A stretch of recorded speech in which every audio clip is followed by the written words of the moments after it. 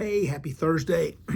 Beginning in the book of Job, another round of debate between Job and his friends. Chapter 22 is our assigned reading for today, and Eliphaz is speaking in chapter 22. I know this is the same shirt that I had on yesterday, and some of you that pay attention to such things may wonder, how many days is he going to wear that shirt, or does he not have another shirt that he can wear? Hey, a lot of you wives would love to be married to a guy like me because the undershirt is different. The socks are different, but the jeans and the shirt are the same because I look out for the one who has to do all the laundry. And with this much ice and snow around, you just don't get out and get that dirty. So wear that shirt 2 days in a row. Look out for the one that has to launder it for you. But I probably won't wear it tomorrow. I got my little WV logo on there, and they won last night, so that's good news. Or Tuesday night. Job chapter 22, we have a new round of conversation coming from Job's friends, this time from Eliphaz. And Eliphaz, in his last debate with Job, the conversation got a little heated. And interestingly enough, Eliphaz goes to some accusations that are absolutely totally unfounded and without merit. He says in verses 5 down through 9, "Is not your wickedness great, and your iniquity without end? For you have taken pledges from your brother for no reason, stripped the naked of their clothing. You've not given the weary water to drink. You've withheld bread from the hungry. But the mighty man possessed the land, and the honorable man dwelt in it. You have sent widows away empty, and the strength of the fatherless you crushed." Strong accusations.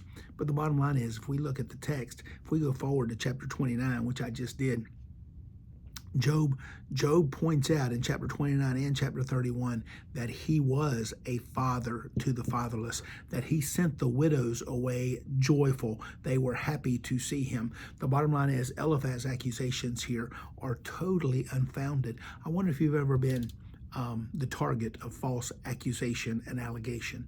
I wonder if folks, in their desire to make their point or to justify their own case, have made false accusations, even told lies against you. That's what was happening here.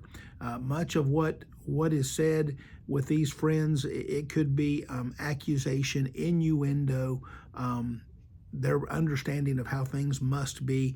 But flat out here, Eliphaz speaks falsely toward Job.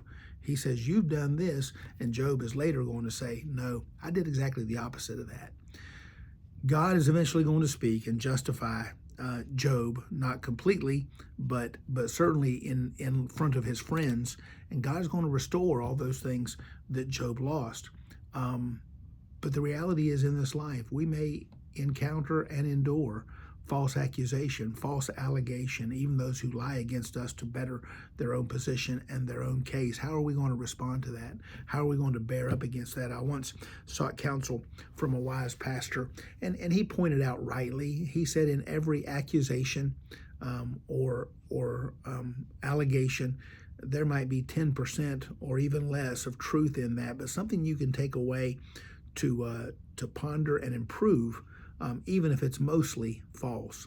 Well, and that's been good advice. Once someone was accused of something, and they said, "You know what? I may not be guilty of that, but if they knew everything about me, I'm guilty of far worse." And so we ought to take that to heart and consider that in our own plight, our own situation. But when we are falsely accused, we just have to lean on God and his sovereignty to take care of that. God to be our judge and God to be our defense. And Job will do that, and he'll eventually come out on high ground. But these are difficult days for Job, and we can often see pictures of ourselves in Job's difficult days and trials, and see that, someone like Eliphaz, so frustrated, begins just flat out lying accusation, bearing false witness against Job. And God has spoken to us about that as well. Listen, stay in, stay warm. Roads are still treacherous, and I do plan to go to Heritage Woods today and try to be a blessing to the folks over there, and then even going to a prayer conference in Roanoke for Friday and Saturday. But everything is still up in the air, a lot of moving parts, and then potential for more winter weather to come in. So we want to be on our P's and Q's and doing things exactly the way they ought to be done. Thanks for watching the daily video. Thank you for reading along with us in the book of Job, chapter 22 today. and moving into 23 on Friday and 24 and 25 on Saturday. So looking forward to studying those books with you until we can be together again. And if weather should pass us by or go around us, we'll look forward to meeting on the Lord's Day this coming February the 1st. Take care and God bless.